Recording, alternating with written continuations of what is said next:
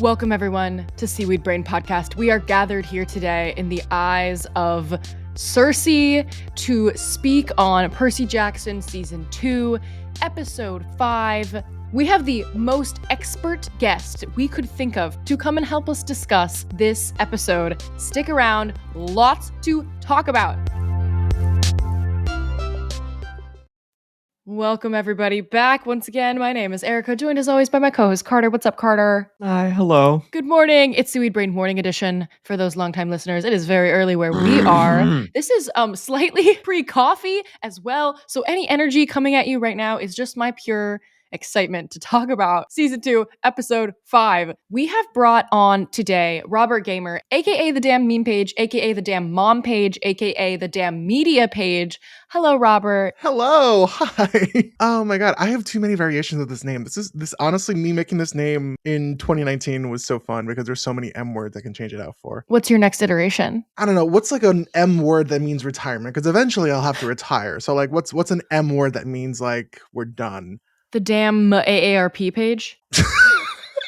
If you are new here, Sure. which welcome to Season 2, Episode 5. If that's your first episode listening to this, honestly not a bad one to tune in for. We began this podcast several years ago to answer the question, is Percabeth the greatest love story ever told? If you are looking at our cover art right now, wherever you are listening to this podcast, you will see a bubble. And I just want to begin this episode today by mourning that bubble. Let's all say RIP to the bubble. It's okay. We missed you. But all of that is to say that we are a podcast that seeks to answer the question, is Percabeth the greatest love story ever told?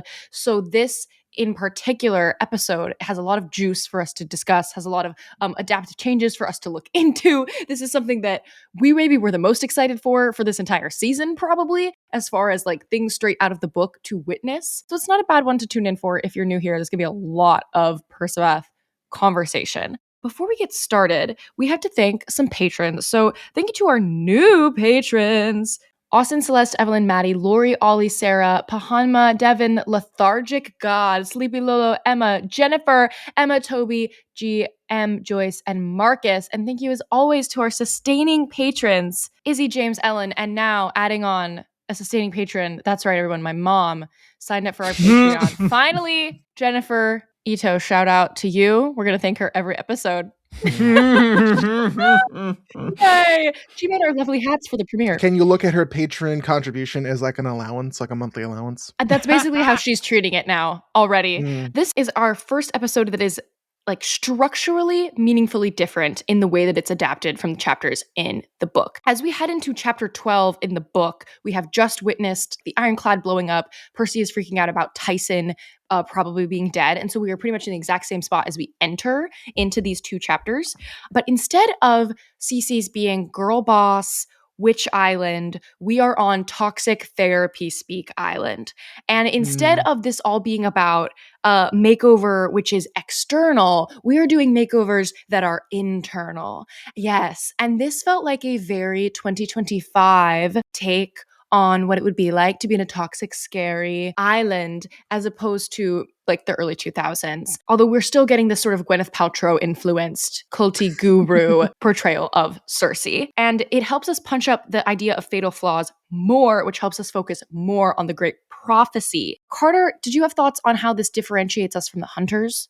Well, yes. I have to imagine that part of the thought process was that Cersei is not the time that they want to focus on gender-based messaging, and it's essentially removed from the show. Like in the book, you might remember that like Cersei is essentially arguing that the female hero is illusory and not a viable path, and that's part of why she's making this recruitment pitch to Annabeth to find another option, which presumably we'll get next season and will be a more novel interjection. Right. When we first found out that the Sirens and CCs were going to be combined into one episode, which was a long time ago because we were on set when they were filming this episode, like large portions of us in CC Spa, and we heard these lines about fatal flaws like many moons ago. And I remember being in a little tent and gasping, Carter and Phoebe and Emily and Mike were being like, oh, you should talk about your fatal flaws. What's going on?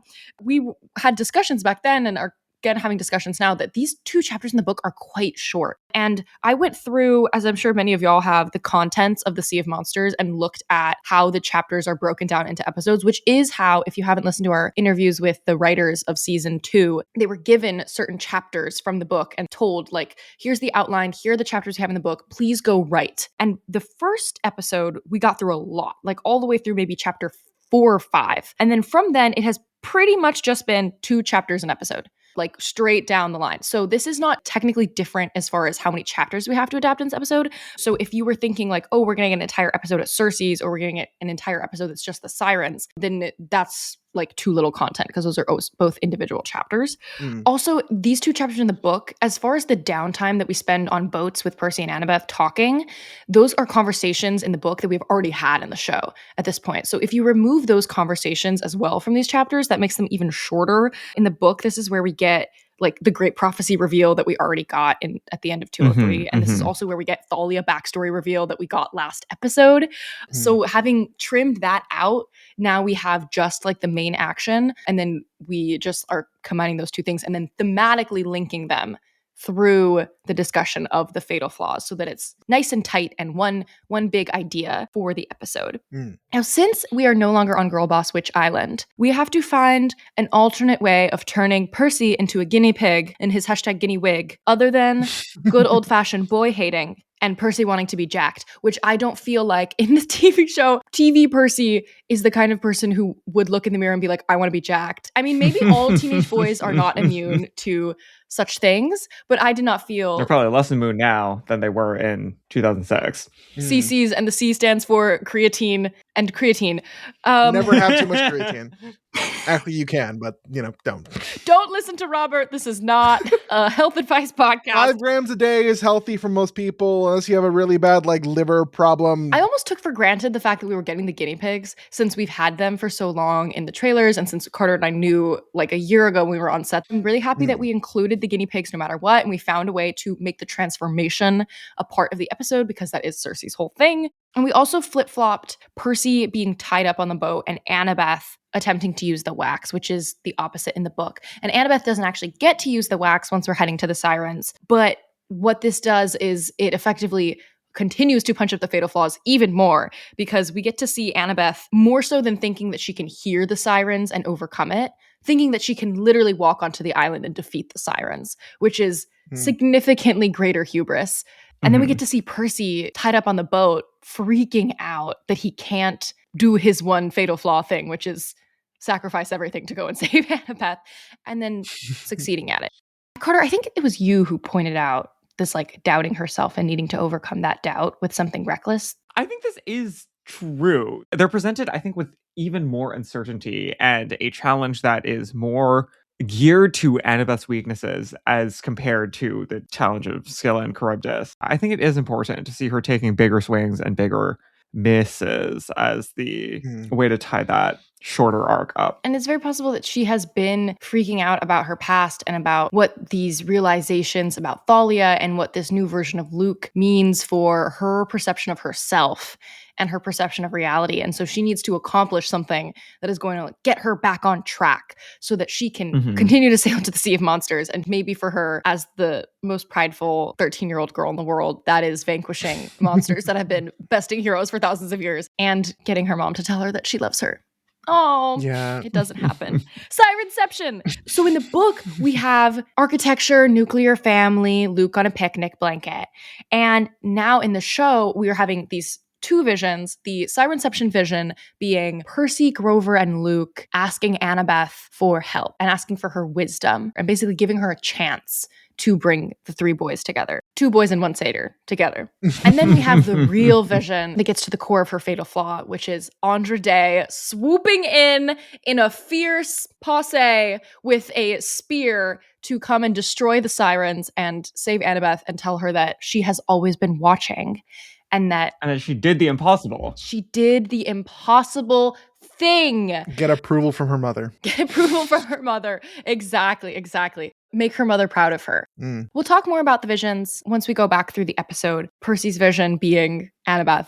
Overall, I know what Carter thought, but overall, what did the 2 of you think when you first watched this episode? I need to stress so much I no longer believe this first opinion, but when I first saw this episode, I flat out did not like it. And then I've watched it a couple more times since, and I've grown more accustomed to some of the changes. I've thought more about the changes, and I'm like, okay, there's some aspects I really do like, some aspects I'm a little neutral on.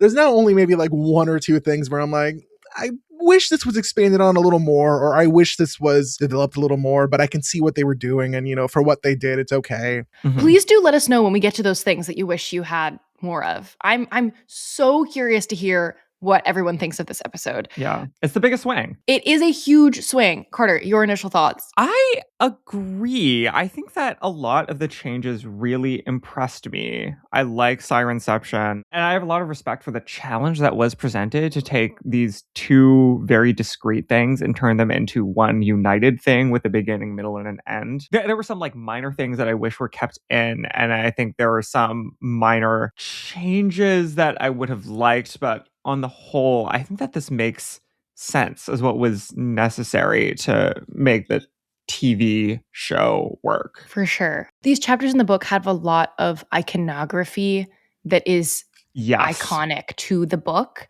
And I definitely think that, like, as far as things I missed, the one thing I truly... Like, it's a joke, but it's not a joke. The one thing I truly do mourn is the underwater bubble. It's not actually a joke. I do think that, like, it's for not me, that a joke. that is the one thing that I think as, like, a fan and, like, as, like, fan brain and fan soul does kind of miss seeing as part of the episode, but also podcaster, filmmaking artist person understands that an underwater bubble sounds really complicated and deeply expensive on a show in which the budget was not actually increased at all for the second season, despite what many people think. That would have been a really expensive thing to do, so I understand. That said, they're going to have to figure it out eventually. Like, we're going to need this technology in place for the future. We have time. But we understand. We have time to get out of economic recession by the last Olympian. We will be in another presidency by the last Olympian. Oh, that's a weird thing to think about. Oh my God. Things will be different. I believe in America's relationship to the arts. But other than that, I mean, I really enjoyed watching this episode and seeing the decisions that they were making and the changes they were making. And then that was my one change where I got to the end and I was like, phooey. God dang it. But that's okay, because you're right. It is an image that comes back in the future. Okay, so let's go back into now talking about the episode the way that we normally would talk about these episodes in painstaking detail. Rewind. Rewind. Okay, the biggest problem of this episode is the trial of wisdom. We have gotten this very helpful framing from Clarice in episode 204 about what we face at the Sea of Monsters. The last trial was about hard choices, a rock and a hard place. Now this trial is about wisdom, besting your fatal flaws. I do have to ask one question that I've been asking a lot of people, which is, why do we think Percy and Annabeth went to Cece's Island and are undergoing this trial, whereas Clarice gets to... Because there's segments in this episode where we like go to Clarice's POV, right? Yes. Why do we think Clarice got to skip it all together and go straight to Polyphemus' island? She essentially gets a shortcut, right? That we have this whole framing that everyone has to face the 3 challenges and she doesn't. But Grover faced none of the 3 challenges also, right? Like he's just also popped up on the island. I feel like the answer is coming. Like I think that the explanation is going to be Miss Tentacle, that Poseidon has some sort of intervention into this, because when Clarice winds up on the shore, I think it is presented as kind of miraculous, and also I haven't fully fleshed this out, but whether Miss Tentacle works for Polyphemus or works for Poseidon, it's Miss Tentacle that's drawing her out of the wreckage and delivering her to the Okanagan region. Yes, Miss Tentacle, or generally, the forces of the ocean are intervening upon her. Can we not read into it that somehow Clarice has already faced her trial of wisdom through the previous episode, or that she's going to face her trial of wisdom on the island? Maybe. I can argue that Clarice, I guess, also has a bit of a loyalty fatal flaw. Maybe not quite as bad as Percy's, but like her big thing was being loyal to her crew, being told like, oh, just give up 6 of them so we can peacefully pass. And her being like, actually, no, let's go straight into Charybdis instead so I can save as much of my crew as possible. Have we ever had a conversation about Clarice's fatal flaws? Because if we're thinking about Chris Rodriguez and we're thinking about Selena, for a child of Aries being unable to let people fall in battle. Oh, that'd be a wild fatal flaw. Oh, we're cooking. But what is it? What is the word? one word for how you would describe that? I don't think it is personal loyalty, though. It's another. I think it's just like if Percy and Clarice are two sides of the loyalty coin, whereas Percy is more in tune with I'd rather let the world burn than my friends die, and Clarice is more in tune with I understand sacrifice, but I want to minimize that sacrifice as much as possible. I feel like her fatal flaw is just stubbornness. She's really much more married to a global worldview than anyone else. And the global worldview has different components that include such things as you should shoot monsters instead of running away from them. And also, you should not let the Apollo cabin keep the spoils of war that are clearly yours. Stubborn doesn't feel like specific enough a word for me. Obstinate? Oh, we're pulling out the SAT words. It's something at the nexus of stubbornness, rigidity, and really honor-oriented, which I think could also link these different instances. Like very Cleos focused. Yeah, I feel like book Clarice Heike does not have enough stuff going on necessarily for us to be really precise about this. I'm sure that many of y'all who are listening to this right now have thought in depth about this for Clarice. Please tell us what you think Clarice's fatal flaw is. And does she encounter it in this episode? Maybe that's a more helpful framing for us thinking about like what it would be is how does she overcome it? We may not overcome because they don't really overcome it. But what is her fatal flaw that she interacts with in this episode if she is not on Cersei's island and not facing the sirens, but still has to face the trial of wisdom this episode? It's probably doubting herself and friendlessness.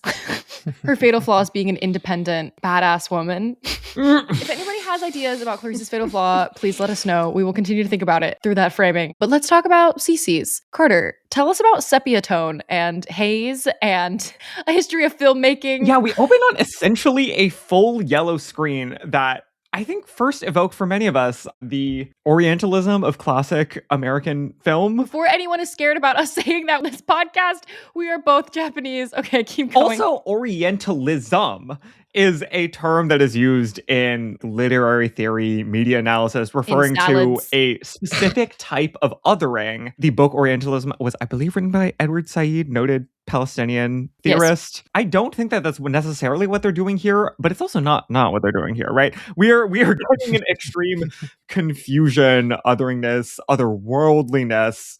That is what is meant to be invoked when, say, people slap a yellow filter onto a moving image full of sand or non-European architecture. People at a market and a bazaar, and everything happens to be yellow now. Yes. We kind of keep the filter throughout the episode to varying degrees. So this whole episode, until we get to the sirens, is going to look very golden and very yellow toned. Think Indiana Jones. Think Dune. Which is funny because a lot of, especially like Indiana Jones, a lot of the times where those scenes are like really like yellow, it is when Indiana Jones is going through a trial. Yes. Again, yeah, I think it an is exotic not trial. Exactly Orientalism, but it is deliberate. We're saying it's taking the good things out of Orientalism and extracting them from Orientalism itself in order to use fun yellow lighting. Please continue. I think that this exchange is very rich initially. Straight off the bat, we're watching Percy come to, and the fog clears essentially as Annabeth talks, which is itself very rich and not commented on directly in the text. Makes sense. Not the fog of war, but the fog of grief, perhaps, one could say. Yes. The haze of grief. I think it also brilliantly calls to the ending line Percy has, where it's like, the only thing I can notice was you. I just saw you. Very much so. Oh. It's bookended well, and it's specifically, there's a lot of clearance of the haze when she like grabs his hand initially to stop him from venturing out. Tether. The line that she says is very interesting here. She says, "Don't go out there. I haven't had time to make a full scout yet." She's going to say some version of this several times throughout this opening scene. Essentially, we're picking up on the thread that we got in 204, where Annabeth is saying, "I've decided to make you my new project. Like, I am taking personal responsibility for your fatal flaw and making sure that your great prophecy situation is not going to be a disaster," more or less. That's a huge paraphrase. I don't even know what else to say intelligently about this. Percy immediately afterwards says, and then he trails off and he's just kind of like staring at her very intensely. I think the next word is supposed to be alive. The love of my life. Just kidding. We're not there yet.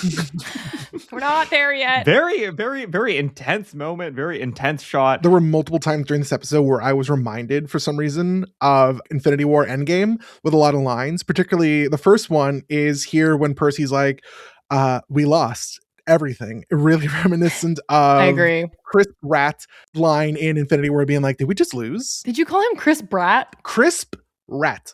Oh, Chris Pratt. That's maybe even better than Chris Pratt. Next up, we get Hilla the concierge with her iPad. She makes an interesting note that Percy and Annabeth were recovered by their fishermen. This does not get picked up upon. Who are their fishermen? I'm fascinated by this. Sounds like a lie to me. I don't think the lore of the rest of the episode would suggest that they have people who venture out into the water who are part of this establishment. It could be a lie. And that would also be totally in character. Annabeth later says we washed up on the back shore of the island too. So I think it would maybe make sense that it's a little bit hazy how they got here. In the book, the current like naturally pulls them to Cersei's, like giving her nature magic. So I think that their story's not fully lining up makes sense to me. I think that's true. She is mostly here to deliver the news that Percy and Annabeth are, to their knowledge, the lone survivors of whatever ship situation happened that she is not herself aware of. Percy has to emotionally process this. Annabeth has to not emotionally process this. And that's Percabeth. That is Percabeth. And that's being raised by Sally Jackson versus being raised by Chiron. Yeah. And also for a few years, Frederick Chase. Yeah, I don't think Chiron has emotionally processed anything a day in his life. It's really funny to me how they try and keep the moment from the book where Annabeth is like, oh, he could still be alive. Tyson could still be alive. Because this is where Percy's really starting to process the beginning of his grief of like, oh, shoot, Tyson's dead. And that worked in the book because the ironclad just simply exploded. And Annabeth was like, oh, he's fireproof. He might have made it through. Yeah. And Percy's like, emo internalization is like, no, I don't think anything could have survived that. Here in the show, the ironclad was like essentially disintegrated, gone, reduced to atoms. Plank by plank. Plank by plank. So when Annabeth's trying to like comfort and be like, oh, he could be alive, and he's sort of like, no, I don't think anyone can be alive. Did you see how that ship disintegrated? How is anyone alive? But they survived. I don't know. I did not find it that implausible in the world of the show, but I did feel like what we are getting is the character dynamic. That in the book, it is presented as Annabeth saying this sort of half-heartedly. She's kind of thinking about something else. Whereas I think the read of the line here is much more that she does not feel prepared to have an emotional conversation about this and is instead trying to be a practical, solution-oriented person who can intellectualize this into a problem that could have potentially been solved, right? We're going over the technical details of the situation and trying to figure out reasons why this could be different. It's an analytic frame rather than an empathetic frame. And that's Percabeth. It is Percabeth, although it is interesting to note that it's kind of not working. Like, it maybe works on us a little bit because we, as people who read the book, know that he is still alive. Or we, as like Annabeth chases, are like, don't freak out about this yet. Yeah, or we're just like pushing it down and waiting for confirmation because there are multiple possibilities. Yeah, but this is the thing I'm most excited to ask our post-season non-book reader friends about. Did they think that Tyson was dead? Did they buy it? I wonder. I feel like her reasoning is fine. And also, doesn't it not seem like he isn't necessarily wandering through a haze of grief, but is also maybe in some sort of limbo? This is probably true, but maybe I'm still holding out hope and I'm not really processing this right now type of mental space. Honestly, you saying that limbo line reminds me about the previous scene where he's like in the hazy room waking up. 100%. I think it's supposed to evoke this idea of, is he dead? Are we dead? Like, are we in a liminal space? And Carter and I keep talking about how this episode relates back to season 1 in the Lotus Hotel and Casino, and whether this is supposed to be similar to that. Where are we supposed to be intentionally stuck on this island in a way that feels out of time and like strangely lethargic and like nobody really cares about leaving, specifically to harken back to getting stuck in the Lotus Hotel and Casino? Probably yes. Whether or not that was intended, I do think that's the vibe that we're getting, especially given like, you know, the age of the spa clientele and the fact that it's been 50 years since someone made it out. When we see Stavros in the next scene, I think that energy reads as Lotus Hotel coded because he walks out in full Greek armor and his name is Stavros. It's Greek. I think that we are meant to be a little confused about when he entered. Yeah. Was it maybe 2,000 to 3,000 years ago from Sparta or one of the, Greek city-states of the pre-Roman Empire? Who can say? Shout out to everyone on social media who was like, is that Odysseus? Are we going to see Odysseus's run through the Sirens? Ew, no. Tired, boring, been there, Get him done off the that. screen. We're not watching that. Who cares? End of story. We did our time. We've done our time. Watching the 1997 TV miniseries. I will also say about the haze and entering into the beautiful world of CC Spa as we open the doors. It is so warm. And not that we haven't had warmth throughout the series yet, because like the lighting on the ironclad and the hull of the ship was actually quite warm, quite like golden. But going from that like very, very dark blue sequence at Skill and Charybdis into CC Spa being this like golden warm, you're bathed in light, which is also nice that it's gold because Helios, even though maybe that's not the lineage that we're going for Cersei in this episode, actually, but it's a really nice contrast to wake up out of the dark blue tragedy and into the warm golden light. Mm-hmm. All of these heroes presumably are here because they already faced trial 1. They already went through Skill and Charybdis. So they are coming to her in a state of total disarray, having just experienced great loss, going through great grief, and she gets to pluck them out of that trauma and say like, I will fix you, like let's work on healing now. Brilliantly manipulative. This also, I think, calls wonderfully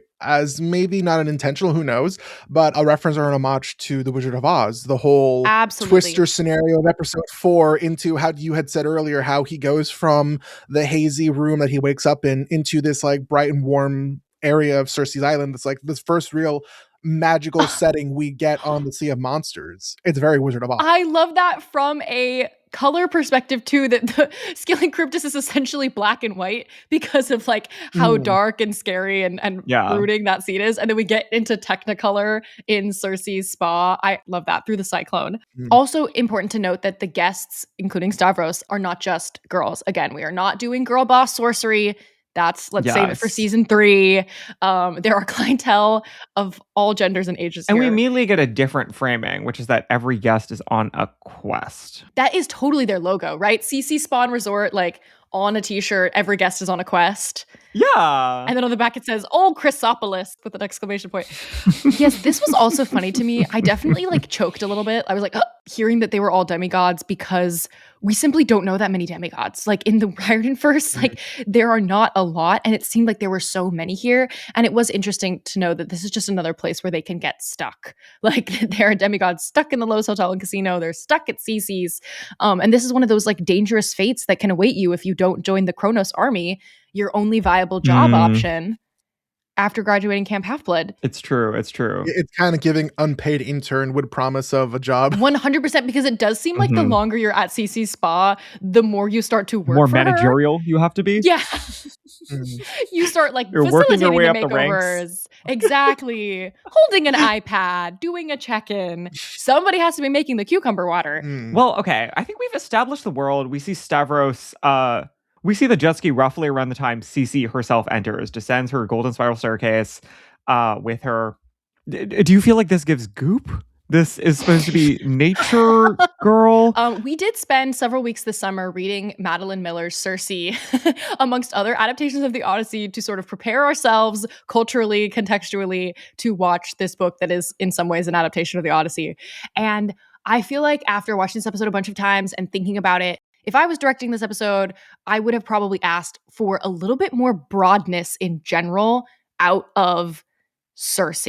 I think that she is teetering on the line between actual cult leader, sort of goop-esque tech wellness guru, and something more broad, comedic, diva, witchy sorceress, classic archetype. And not that you can't be in the middle of those two things, but I felt like I wanted a lot more drama, a lot more diva, a lot more like camp. A little bit more camp because of most of the adults being a little bit more camp. Even maybe the sort of allegory of who Circe is supposed to be in this modern retelling would have landed for me a little bit more if she was a bit broader and a bit more dramatic. I think that the writing of the part, as we will see, is I think imagining a performance that is going to be a little cattier. Cattier is a good word for it. Cersei's whole affect in the writing is that she's randomly reading people down at odd intervals to their face. And I think that they were trying to strike a balance between that and the therapy. I think they're trying to do the Gwyneth Paltrow voice, which I could understand why that would be a direction, but I think something that would have cohered and brought us through with a little more joy and buoyancy for me would be yeah.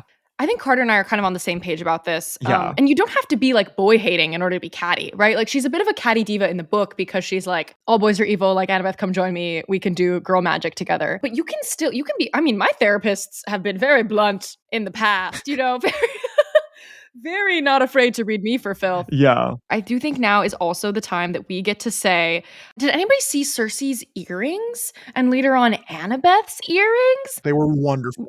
They were designed by someone near and dear to this podcast. The earrings that Cersei wears and then the earrings that Annabeth wears after her makeover were both designed by Daphne Olive, and you can buy them on her website and on the website for her store, tabletopdc.com. We're going to link it in our show notes. Did everyone know out there that Daphne Olive, writer on the show, was in another life and in the current life a professional designer of jewelry? If you haven't listened to our episode with her, you wouldn't know that. But go back and listen and enjoy the beauty of her multiple mythology and Black Sails inspired collections. Really, at this point, pause this episode, listen through every single episode of Seaweed Brain, listen to the Daphne Olive ones like 2 or 3 times, and then come back. Wait, pause it, listen to all 6 Cersei episodes, listen to all Daphne Olive episodes, and then come back. All right, and now it's Stavros' jet ski attempt. This is absolutely delicious. Favorite juxtaposition of the episode, quite possibly Stavros on the jet ski in full Greek armor, the CC spa guests going, yeah, oh, when he turns and heads towards the sirens. Looks hilarious. He's standing like a creatined out soldier on that jet ski. Like triceps cannot possibly touch his lats. That is how wide he is as he is riding this little jet ski into the sirens. It's very funny to me. This is our first look at the sirens in the show. That initial shot unfurling is so powerful. You can see so much detail. This is where you really get the magic of the Foley interlocking of the lava rock inspired pieces in their back all the way up through into the makeup detailing in the face. Articulation of the rock spine. The articulation. Don't you feel moved by the power of a woman who is fresh earth? Yes, I do feel the power. I was like, so this is so me coming out of bed in the morning going, that sound is so satisfying. I was like, yes, crack your rock spine and eat that man who thinks he's Odysseus. It's one thing seeing the photos, the promotional photos, and like the little snippets here and there in the teaser. To see them like in fluid motion for several moments at a time really, really helps you to suspend your disbelief. That's what I'm trying to say. And think like, oh yeah, no, these are like actual really terrifying, really real creatures that no one has been able to get past except for one person who technically cheated. Yeah. Was anyone else a little bit wondering at the top of this episode, are Cersei and the Sirens girl boss collaborators? And you know what? I think that they're not girl boss collaborators because Cece only can do what she's doing with the sirens there. They're mutually beneficial, but it doesn't sound like they like get brunch. They're not brunch girlfriends, but they are symbiotic girlfriends. They're maximizing their joint slay in more diffuse ways. Yes. I did think like when we were combining Cersei and the Sirens that there is like an interesting female forward, I support women's rights, but I also support women's wrongs kind of angle on it that is not there. I don't support the glorification of murder. I do support the empowerment of women. Exactly. Yes, exactly. There's a note in our outline here from Carter that says, wouldn't wise, problematic women be allies? And again, I don't think that they're not allies, but it isn't exactly the angle that we're getting, which is fine. Well, I feel like at this point in the episode, I was imagining on the first viewing, and you could imagine like, oh, they are brunch friends. They literally get together and scheme and talk about all the flaws that these terrible, mostly disproportionately male heroes have, laugh at them, exploit them together as full conspirators, which is not the version that we get in this episode. Yeah. Another thing Carter and I were talking about as far as combining the like antagonist of this episode into both Cece and the Sirens was that the sirens you can't have be the antagonist solely for an entire episode because they don't speak. And in a sense, they're not the right kind of antagonist for the show in that way. But at the same time, they could have spoke. What if they spoke? What if they went to brunch? Probably not for this show. But in the future, hey, writers, adapters. It's true. Girl Woke boss sirens. The book is still on the table. Sex in the City, but it's about the sirens being gals who are constantly thinking that eating a new man will fix her. That is still on the table for you. Hasn't been done yet. The man I ate today, hubris, not delicious. Not delicious. That's still there for you. And we get enough wokery from Woke Polyphemus, which we haven't gotten to yet in this episode. Wokey Themis. We'll get to you. Sure. Okay, we're going to take an ad break and then we'll get back into it. This is the first line where I was like, see, this is a diva from Cersei. She goes, sigh, you're Homer fans, I take it. This to me was like, yes, let's go further. Let's go further. Let us sigh. She says the word sigh and then she sighs. Shout out to Emily, who famously has that friend who asked her the question, are you an Odyssey kid or an Iliad kid? What I was reminded of here, how you're Homer fans. Yeah. It is kind of a devastating read. Because what is she really saying? She's saying, you are someone who is bound by the conscripts of tradition, aren't you? She's saying, you are someone who believes in a masculine lineage of classical heroism, aren't you? Those are devastating reads. She's also saying, I knew Homer. I was alive when Homer was alive. That guy. Yeah, that old queen? That old queen? Absolutely not. This is one of the scenes we got to watch on set, like reading the kids, having Hilla write it down on her little iPad. I thought this was really fun. Like she's filling out, like a spa intake form. To me, what this gives is the dentist. Is this not how other dentists operate, where they're like up in your mouth? Whoa. This is like one of the dentists I've had will be like going through your thing and they'll be like, oh yeah, like number 17, like rear like slight whatever on the whatever, and the dental hygienist will be like typing away on the little like chart of your teeth. 100%. You are so right about that. Yes, it's a dental cleaning where they're like talking to you the whole time really casually like you're friends, but also at the same time they're reading you for filth by telling you that your back molar is a little dirty. And they're like talking about you and your problems to someone else in the room as they're also being like trying to like extract your life story while they have things in your mouth. And also being like slightly condescending because of course they have perfect teeth and they floss every day. Not too much on that. We love flossing. Once again, stop taking health advice from Stupid Brain Podcast. Take health advice from Muses of Mythology. Darian has told Erica and me multiple times you need to floss twice a day. That's the important part. Darian mailed me floss for Christmas. Shout out to Darian from Muses of Mythology. You paid postal stampage to mail me floss, and I love you for that. Yes. This is also the scene where Cersei touches her hair.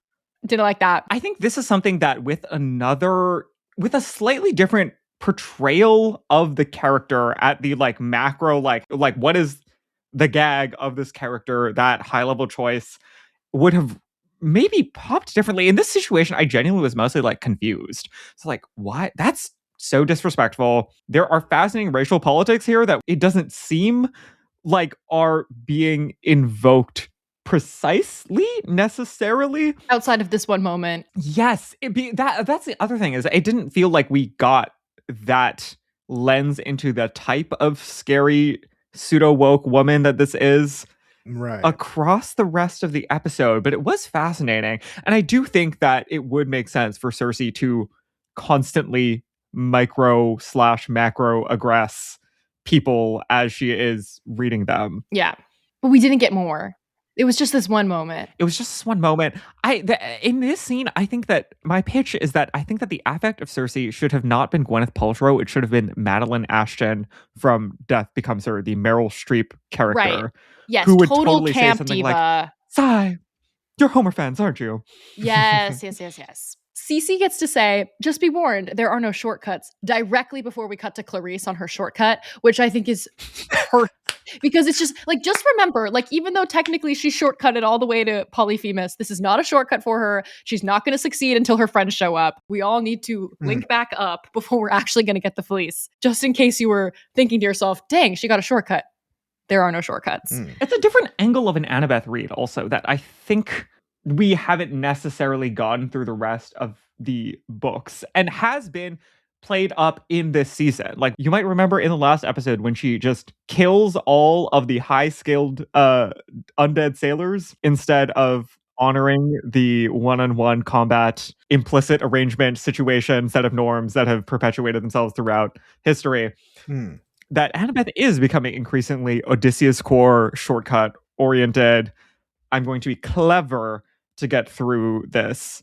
And yeah, it does feel like an intervention on that. And I would argue that it is borne out successfully by the episode, that she sort of tries several shortcuts and they all don't work, and we have to actually just face the challenge. Right. So now we're on Polyphemus's island, and a moment to talk about the location scouting and what it looks like here. This is the first time we've been out of the cave and gotten to see what it is. And we spoke with Jules O'Loughlin, cinematographer for half of this season, on an interview that I think is going to come out post-season. Maybe it'll come out a little bit earlier if we're feeling spicy, about how they found this area. They were specifically wanting something different and arid, because what this like arid landscape does is it allows us to see how the magic of the fleece works. It gives us like just a little bit of greenery where the fleece is, you know, at the mouth of the cave, and everywhere else is just like dry, dead. You get to see how concentrated that nature magic is and how it works. That's one of my gripes where I'm like, I think the whole, like, that was something from the book where I like really like the detail of like where the whole island was covered in lush green and, you know, it looked very bountiful. I feel like, yes, one way to interpret it is that it's a very condensed form of powerful magic, but I fear that other ways that can be looked at is that, oh, the fleece isn't actually as powerful as we expected it to be. Could be read that way for sure, especially at this point. Like, we don't really know what it's going to do yet. There's ambiguity. Yeah, people who haven't read the books don't even know about it bringing people back to life yet. We haven't explained that mechanic at all, so we don't know yet. No. Cut to Grover in the cave humming the consensus song. Carter and I were like, is he doing the consensus song from season 1? Yes, he is. Yes, while sitting in the antique carriage piece. The slow shot up to this is incredible. I think the shots of Arya in this episode are so mythic, baroque, like they're evocative of an era. Princessa. Yes. Like, he's framed like Mother Mary, I feel like, in almost all of the shots in this, and in an old-timey way where there's like a single source of light that is sort of obscuring him. There's so much play with shadow, and his hair looks really, really good in these scenes. Yes. Under the veil. Incredible. It's the dry, arid heat of the island of Polyphemus. It's true. No flyways. No, not a flyway to be seen. We're no frizz. So soothing with the consensus song so that we can hear the consensus song later in this episode. Such a delightful touch. Remembering what it is. We hear Polyphemus for the first time, book adjacent, broken English. He wants nutmeg. It's so true. Nutmeg is the most important ingredient in making a malasada. You need to have the nutmeg. We have Clarice stuck in her trap, escaping her trap. This whole scene, so delightful. Second season of a TV show, linking up to characters who have not had any screen time together yet and getting to see how they interact and kind of like read each other. This scene is like perfect. The way that Clarice is doing too much, very active, like as she's having this conversation, is walking over to fashion a spear out of nothing. So because great. That's her like safety blanket. Listen to me when I say this. Her wooden spear, that's a moment, because she is not using her electric airy spear that is doing too much, that is violent, that is bodacious, whatever. She is making a wooden spear. This is something that is not going to kill a demigod or a monster. It's not celestial bronze. And it's this kind of stepping away, I think, from the philosophy of her father. And this, in a sense, like her first step towards her rejection of that, or maybe second step after the speech on the ironclad, second step away from her father and the tenets of her father, saying like, I am Clarice, I am going to lead with vulnerability and with girlhood, and I'm going to not use this electric spear. I'm going to fashion a spear out of wood that is not actually... Can we talk about the fatal flaw more now? It's not about killing, it's about violence. Is that okay? Is that... Yes, it's about violence for joy and for fun, not about murder for glory and revenge. I just think that everything about the two performances and the scene is so perfect. And like, Dior is giving us something that we haven't necessarily seen from Clarice. We're getting these interesting vocal flips that are not from the diaphragm. We're getting play with the wisps of hair that are finally in her face because she's been keeping the hair up and out. Her hair looks all of the time before in this episode. Glowing, essentially like a stray bang out of her face. Nice dress. I was reminded of the classic work of the early aughts Disney pipeline. I'm talking, of course, about our Lindsay Lohans. She had the range in the scene. Yeah. I was giggling, I was cackling. Also notes in our outline about like perfect action sequence, like falling out of the net, landing inside the cauldron, standing up, poofing hair, nice dress, moving on. Yes. Tamina Cruzette. Yes. Tom Cruise could never Dior for Mission Impossible. Efficient comedic timing. She was snappy. She got us bam, bam, bam, bam, bam. Incredible work. This is when Grover is like, no, but they are alive. Yes. Empathy link. And serves Mary Magdalene. Wait, is that Mother Mary? No, that's the other Mary. Serves Mary, the mother of Jesus. He is literally a prophet in this moment, delivering wisdom from the great beyond in his beautiful laid veil, walking towards the single source of light. Delivering wisdom from his required reading. And giving Viktor Frankl, hope no matter what. Quote, I found that when things go wrong, hope can be a powerful tool. Yes. If you didn't listen to our episode. It's Mother Mary. It's giving Kyanon, the spirit of mercy and light. I was genuinely very moved by this. And we have to say, I have to say that this scene felt very Once Upon a Time core to me. Specifically, do we all see this in the shot when we're pulling up and about to go to commercial break and end Act 1, where we're shooting them from above, going up and up and up in the gigantic cavern, as we have the music cue, single source of light, and like compressing their bodies essentially based on the camera angle being really, really from above and getting more and more up. And they're in their like trapped outfits. in like underground spaces in Once Upon a Time. Yeah.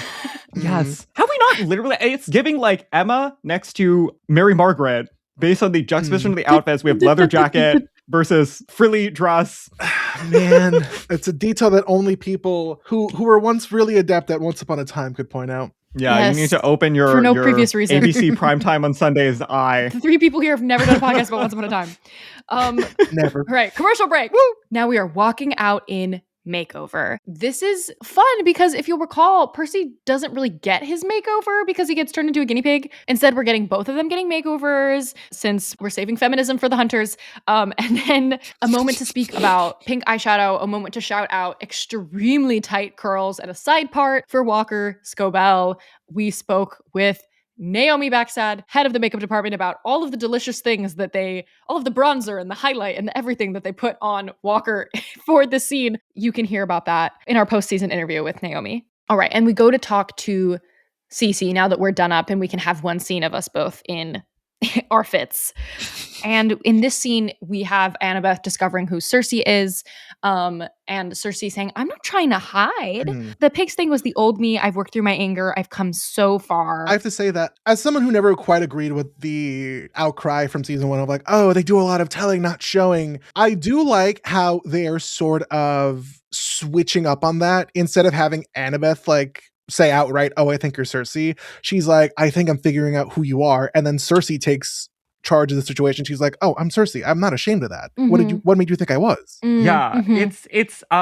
Is get aheader a universal term? Like someone who gets ahead of it, manipulates you by like she's being woker than thou by establishing this and like saying all the critiques before they can be said by somebody else and then immediately rebutting them before anyone can get a word in to give the presentation that everything has been resolved. Yeah. It's effective. I think it's a classic manipulator move. Definitely. Can you not picture Madeline Ashton saying, I've worked through my anger. I've come so far. Yes. Which isn't to say that we wouldn't take her seriously if she was a little bit more campy, but maybe that was the fear, is that she wouldn't seem as empathetic if she was as much of a diva, to which we say divas can be empathetic too. Yeah. Most important line in this scene for me is, I'm not a monster, I'm not a god or a demigod. Setting up, our notes say the they, them gray area, sneaky third choice argument is building and building. And that's all we have to say about that. I think that the argument would be like a Madeline Miller type of argument, that even though she has a god as a parent, if the other parent is a nature spirit, she might also be like in Madeline Miller's Cersei is a nymph, generally, more or less. The characterizations are a little bit more wishy-washy, nebulous. There aren't these hard lines, but it's like a better description for her than a Titan or something else. And so maybe that's what we're drawing on here as well. We're like, picking and choosing different Yes. ways of describing Cersei's lineage. Cersei says, if we don't identify what your fatal flaw is, then we can't begin the real work. And Annabeth, knowledge's weapon girl, is immediately like, well, what's yours? Let me see how I can use this against you. And she says, empathy. I'm just too empathetic. What's your greatest weakness? I just work too hard. I'm just too hardworking. I'm just too empathetic. I just show up too early to work. Do we not feel like this reads as a lie that everyone immediately recognizes as a lie in the scene? I want think to imagine it's there's a lie. Some truth to it. Yeah, like I think she might be omitting some details about like what her goals and her motivations are in this whole empathy. Like, but I don't think she's lying when she's like, I want to help people. I don't think it's a lie, Carter. I don't think you have enough I can fix him, I date evil men in you to understand that this isn't a lie. That I can fix him, isn't girl. a lie. I just don't. She is man-hating, but she is man-hating because they get her. She tried to fix him. They get her. Yeah. That is the fatal flaw, is that every time someone comes to her, she's like, this one is going to be different. I feel genuinely bad in my soul for this broken, sad child of a man, and I am going to save him. And that is her fatal flaw. I don't think it's empathy though. Like if she said like, I always try to fix him, I'd be like, well, yes, that checks the box. No, it's empathy though. It is empathy because she wouldn't try to fix him unless she genuinely felt bad for him. Or are you saying it's more of like a hubristic thing to want to fix? I have never, I didn't really feel like across any of the retellings of Cersei that the reason why she was doing her man fixing was because she saw herself in them, as opposed more to of loneliness. Like loneliness. Yeah, like she does expound upon this and clarify by saying, I can't help helping people even when they hurt me, which is, I think, recentering us in the kernel of truth of this, which is, of course, what we know about her and Odysseus. But I think we've talked about that enough, and it's maybe time for Percy's fatal flaw reveal, which happens in this fascinating mirror sequence, which is not super dissimilar from the book. In the book, it's like a curtain that gets pulled down. Instead, it's like the mirror of truth. Yeah. Also in the book, the curtain gets pulled down to not reveal a fatal flaw, but creatine Percy, body dysmorphia. Yes, body dysmorphia. Percy, slightly taller, no acne. The ADHD kid in me, who was definitely through many evaluations as a kid, clocked the I've been through evaluations before. I clocked that. Yes, I loved that. He was like, let's just get this over with. Like, I've done plenty of these. I'll put the colorful blocks next to each other and etc. Unfortunately, I was also a little confused by this montage. We are seeing a set of clips from earlier this season and from the previous season that are meant to show us, I think, we get a lot of Tyson. And we also later on get more Grover and Annabeth.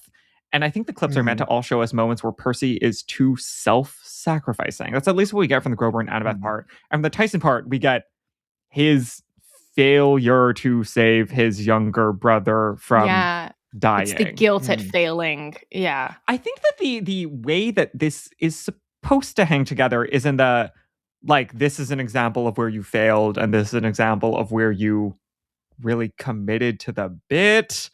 I guess as far as doing too much for friends at risk to other things. I fear that I was mostly confused, but I would love to hear what other people think about this. I think this, for me, is one of those things where I'm like, I wish they had expanded on it further, because I like the idea of Percy sort of seeing a montage or a collage of all the moments where he was like either self-sacrificing for someone else, or he was very protective or very mournful that he wasn't able to protect someone. I feel like the idea is there, the foundation's there, and Percy himself like does figure it out from these clips, from these scenes. Maybe I wish that it could have started off as a mirror and then it could have transitioned into like full screen, montage. Maybe that would have worked better for me. As it is, I think it's fine, but like I still think like there's like one extra switch to flip to have made the scene perfect. It's funny that you said expand it, because I think my take is shorten it. I think it could have been a little bit shorter.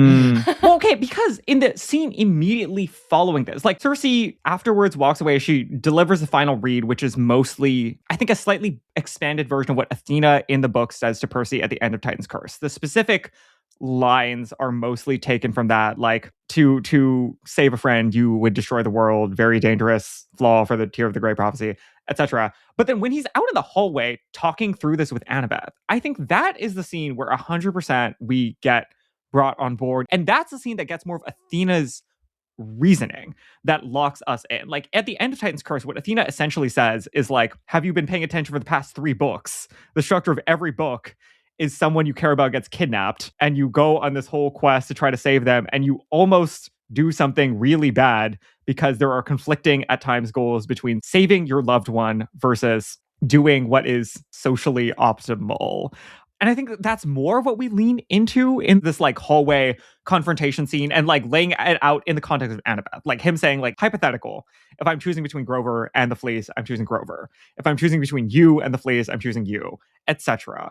I think that's more like core to it than like what he does, for instance, like at the top of the Gateway Arch, which is one of the scenes that they harken back to. I don't know. It's like less clear to me like how that reads personal loyalty, or the or like how Tyson's scenes read personal loyalty, or like what the great harm is and what the singular quality is about those, as opposed to generally like most people feel bad about not doing enough to help their siblings, especially if they were to die. You know what I mean? All of which to say, props to the hallway scene. We love the hallway scene. The hallway scene, you ate, you explained everything. We love the hallway scene. We do love the hallway scene. Love it. I do think, again, a little bit more drama from Cersei and a little bit more camp would have served us really well in this scenario, because when we like hard cut out of the mirror to Cersei going, your fatal flaw is very real and very dangerous, it's dramatic. It's like a horror movie, you know? Like it's kind of a jump scare when she's standing there and she's like about to like explain what that meant. And then at the end, when they go into the hallway scene and she says, that's actually a sign of growth, to the, you know, water cyclone. That's funny. Yes. That is. That's a good joke. Oh, man. And because everyone was being told through, like, people had seen the episodes early, like, oh, there's a huge Percabeth line in episode 4. Now that episode 4 is out, everyone's like, oh my God, it's huge. Now we get a bigger Percabeth line in episode 5. Yes. Shall we discuss this hallway scene in greater detail? So Percy has like done his water cyclone. He's ran out. The two of them are in the hallway. Percy says, you guys should be afraid of me. Tyson is dead. Grover's lost. So if I had to choose between choosing you and saving Olympus, Annabeth, I'd burn it all down, just like Luke and Thalia would. Incredible stuff. Oh, incredible stuff. And okay, the reason why he brings up Grover and Tyson is to essentially list off, like, I have like 5 friends, right? So if this were to happen to any of my 5 friends, I would have an intense reaction. However, in the when I first watched the episode, that was not how it read to me. I was like, this is a list of your failures. This is a list of like all the losses you've had. And also, Annabeth, you're the person I care about most and am most scared about losing. Right? Like, the impact of the line is very Percabeth forward. I think it's partly that. I also think it's him trying to establish that, like, he has only one friend left to be loyal to, because he's like, as far as he's concerned, everyone is gone in some capacity. Yeah. No, 100%, for sure. Yeah. I will say, because, you know, I agree with the message of the podcast that Percabeth is the greatest love story ever told, but part of that great love story is the friendship that comes first. Yes. Strong friendships like this and dating someone, the only difference is just the two people saying out loud, we are really good friends, or we're dating. I feel like for the people who think that Percabeth is being rushed too much or whatever, would you drive your friends to the airport? Because that's essentially the same kind of mentality being processed here. Of like, it's just this one grand show of affection it's platonic. Like there are great bouts of affection that can be platonic, and Percy right now is expressing that to Annabeth in a very platonic way. I think that's true, and he is. Yeah. I think he, like, in these hypotheticals that he's laying out, he's very clearly showing us what the mechanic is and why it's a fatal flaw, why these things are good in moderation and definitely true of him. Like, when he describes this hypothetical, we believe him as to what he would pick and why it would be disastrous for everyone. And it is also like, in these hypotheticals that he's raising, like, the book doesn't really give us any opportunity to ponder the question of, like, is Percy going to, now that he knows? Well, because I guess in the book, he doesn't know about his fatal flaw, right? Annabeth finds out about her fatal flaw at this point in the books, and Percy finds out at the end of Titan's Curse, so we don't have the opportunity to probe it. But this hypothetical is fascinating. Percy doesn't see this choice in the book between the Fleece and Grover, or the Fleece and somebody else.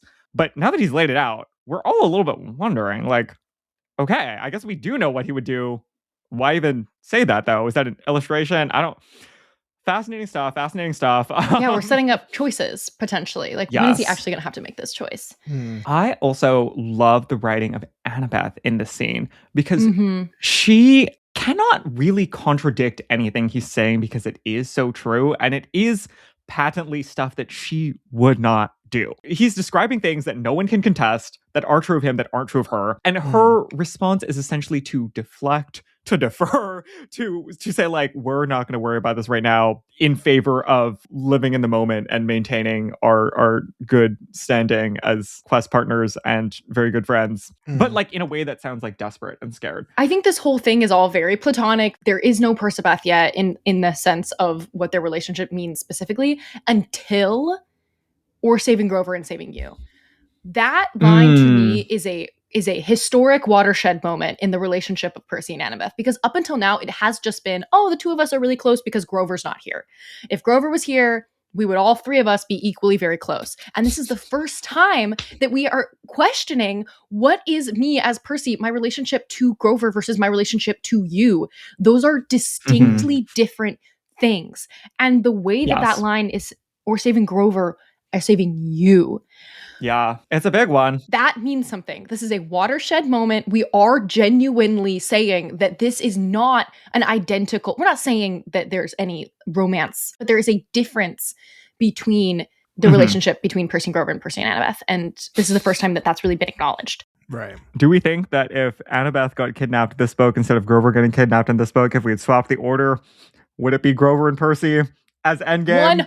100%. Yes, that is the answer. It is the circumstances that lead. You know, we cannot separate Percy and Annabeth from the story of this war. Yeah, it is the thread of fate that says that you two are going to be alone together at the more formative earlier juncture. Oh my god, I was just trying to think in my head what the ship name is, and I was like, Perver? Oh no. No! Grossy. Those are bad too. Grossy or Perver are both bad. Yeah, this is true. That differentiation is very important. And I think that Annabeth's reaction is, in a way, also very romantic because it is self-sacrificing in a different way. She is shirking her received wisdom, as she sort of does at earlier points in the series to smaller degrees, in order to maintain her relationship and good standing with Percy. She's essentially like pressing down what she knows to be wise about the future of the world and about his weaknesses in order to soothe him, to stay in the space with him, which is very powerful. And leads us to this sort of culmination tie-in throughout the rest of the season. And throughout the whole show, the close listening, I'm going to repeat the phrases that you said back to you in a different way to show you that I've been listening. The line, of course, being, what if I'm more human than demigod? That's what you were worried about. What you said in the Ironclad. Human choices. That's me. That's all I am. I haven't spent enough time in your world to change that.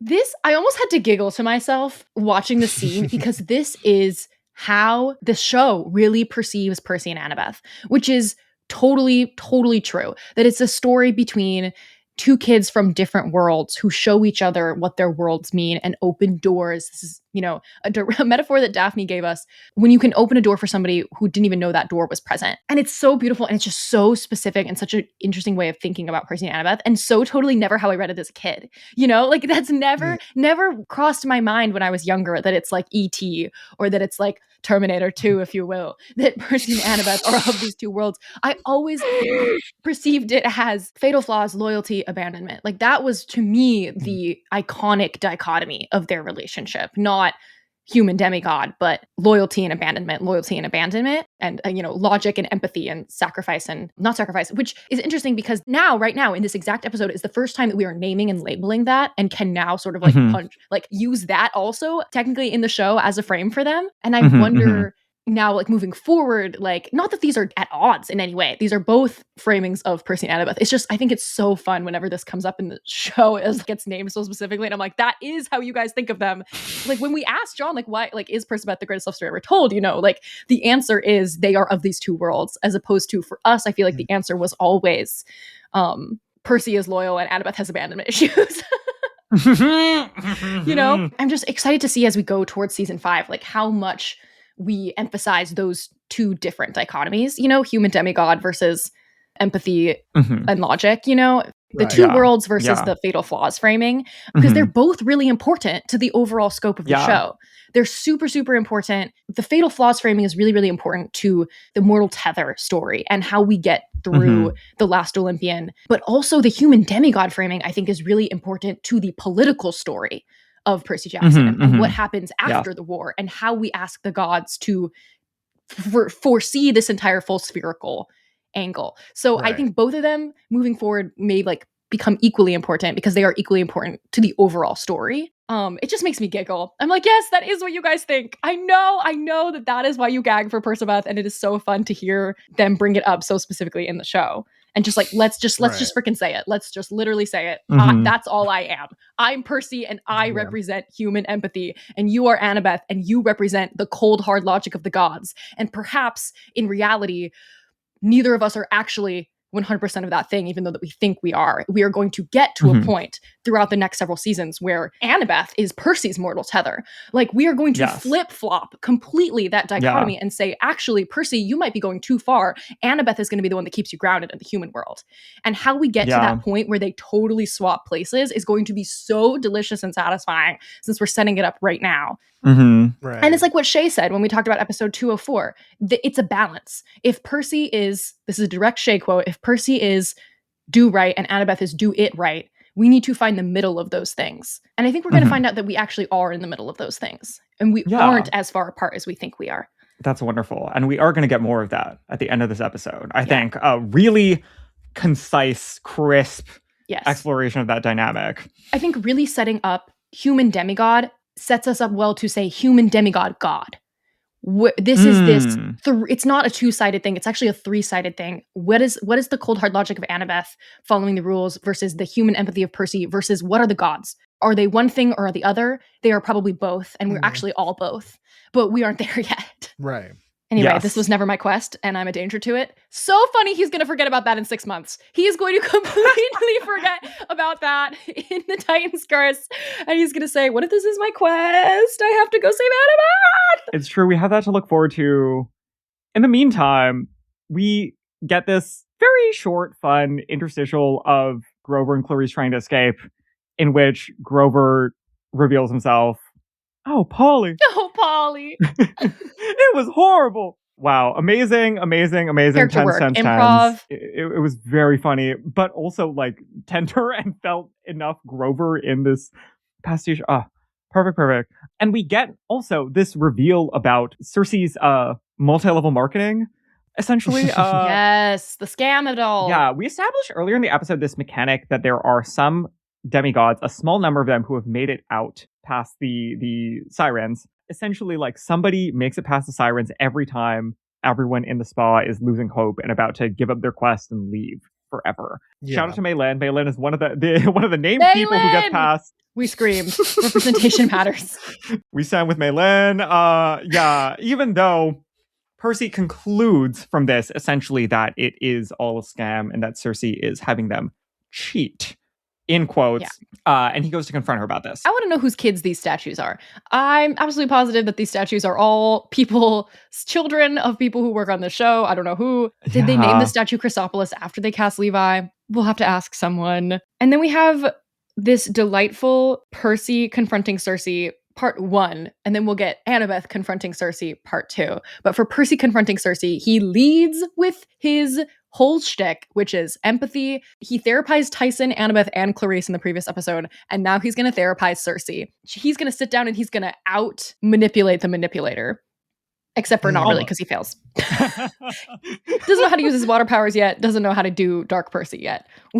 We'll get there. Yes. He sits her down. He gets the wax thing on the table. Like, that's what he's referring to by cheating. Which is interesting because that's, of course, how Odysseus... Like, the only examples we have of people who've made it past the sirens are people who've used the wax thing. But he's saying that, essentially, like, Cersei's shtick of believing that there is a self-work you can do to not use the wax is a lie. Which I think by the end of this episode, we do conclude is definitively true. That you do essentially just need the wax. You need a gimmick. It's an unbeatable thing. The fatal flaws are integral to you as a person. You cannot therapy yourself out of having a fatal flaw. You can only therapy yourself into using your fatal flaw as a strength instead of weakness. Yeah. But I love the idea. Fundamentally, people don't change. Like, that's just who you are. That there's like one aspect of yourself that is core to your integral. identity. I think is yeah. He does Definitely. also Madeline Miller it up in here a little bit. And not necessarily himself directly, but I feel like what we get is that Sally is a Madeline Miller reader. For sure. Sally absolutely read the book and told him about it. And he gives us like a Spark Notes Madeline Miller version of the Cersei story from Sally, saying like, I understand that you have a fear of abandonment and that people don't respect you as a human who deserves companionship, etc., etc. And she kind of echoes this framing herself as well back to him. Quote, heroes only love you as long as they need you. This is our one little glimmer of the feminist misanthropy, Cersei, which is, of course, like, this is the monologue in the book she gave to Annabeth. This whole heroes will use you. Female heroes don't get respect. They will chew you up and spit you out.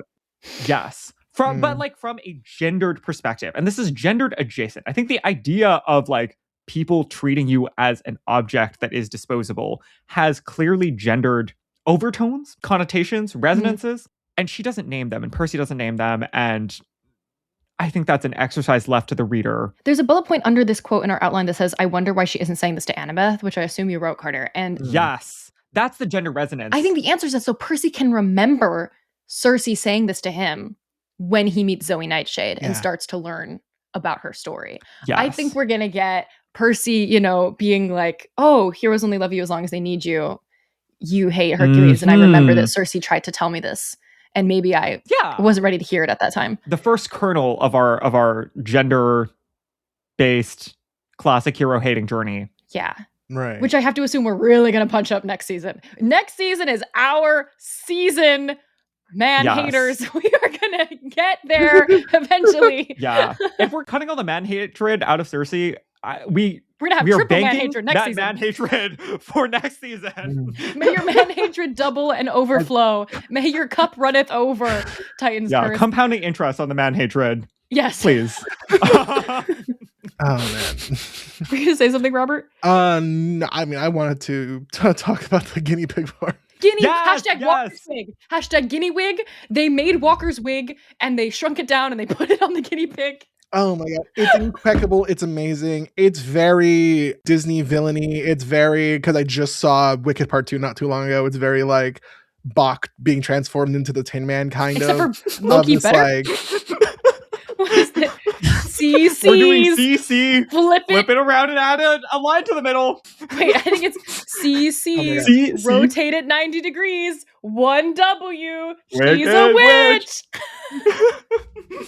The joke I've been making, because I've seen that Cersei is doing this instead of like having Percy drink the milkshake as in the book, is that it reminds me of this bit from a show, King of the Hill, Pocket Sand. That's essentially what she's doing to him. Yes. It is very funny how in the lead up he thinks he's like successfully won and like blackmailed her into giving up beeswax, and no, it's just hi, Pocket Sand, you're a guinea pig now. Puts him in a cage. My bisexual ass clocked. My bisexual black sails, our flag means death loving ass clocked. The guinea pig who was like, welcome lad, I'm Edward. I'm like, I know who you are. Not you outing the guinea pig because the guinea pig gave bisexual energy instead of that has black fur on its head and therefore his black beard. You said no, that guinea pig is gay and therefore I'm sorry, I clocked your key. Gay. That's why I clocked it. Oh, you're gay. Okay, sorry. I thought that you clocked that guinea pig's key. That's why I clocked it. No. This guinea pig, listen, Blackbeard, depending on what you believe in of the stories, wasn't, who cares? I mean, all the pirates care, but no, I'm saying that my gay ass who watched Black Sails and Our Flag Means Death instantly clocked. I'm like, oh my god, I know who you are. You felt like that guinea pig looked like Taika Waititi? They put him on an elevated surface. They gave him a stage. Yeah, the staging. Incredible. The forced perspective guinea pig staging. Oh. Yeah, they blocked the hell out of that guinea pig shot. Oh, good. The subtitles. And I'll say the guinea pig was a little clocky. Okay, sure. You know what? I'm gonna stop this right now. I have one more thing to say, which is CC, rotate it 90 degrees, Walker's wig. Incredible stuff. Oh my god. Okay. Wokey famous. Flip it around. We're back in the island, and it has been a trap. It has been a trap this whole time. It's trapception. I think actually this is a good parallel. It is literally trapception. That Grover is walking up in here. He's going to rescue Clarice, who is talking to him from inside the dresser, the Drisa. And what is that a reference to? It's how I drop into an Australian accent, saying the word Drisa. Oh, Drisa. Keep working on that. We can keep working on that. We're saying the parallel is a parallel to Sirenception. So Trapception in the cave. It's a parallel to Sirenception in the sense that Clarice is like ready to bust Grover out. She is going to find the key. We're going to get out of here. And Polyphemus is saying, psych, it's not only that Grover's trapped, it's also that I have been smart the whole time. And also Grover, maybe that's the Cyclopsception. That Polyphemus is like, Grover, I clocked your teeth from the beginning. I knew you thought it was stupid. From the beginning, I played the poor dumb beast for you. Yes. Whoa. He starts speaking in longer sentences with bigger words immediately afterwards and giving you that gravelly Shakespearean actor type of delivery. This was the second instance of watching this episode where I was reminded of like the Infinity War endgame of it all. They kind of made Polyphemus more Thanos in my mind, like the way he speaks, the way he acts. And this whole scene where, haha, JK, lol, it's not actually Grover, it's me pretending to be Grover, was really giving the Reality Stone scene in, God, do I remember the name of these? In Nowhere, where like Thanos had the reality scene going around to give Gamora the illusion that like, oh, she killed Thanos, when in reality, psych, no, now I'm going to kidnap you. I was absolutely 100% on board with that being Grover in there. And I'm like, oh yeah, Grover, he's trapped in the pantry. Save him. Fell for it again. We do also, fascinatingly, I don't think we pick up on this thread in this episode. Clarice very badly misquotes the prophecy. Bad misinterpretation. When she's talking about it with Grover. Which she knows word for word because she said it word for word to Percy, and she's still in her moment of stubborn self-hating.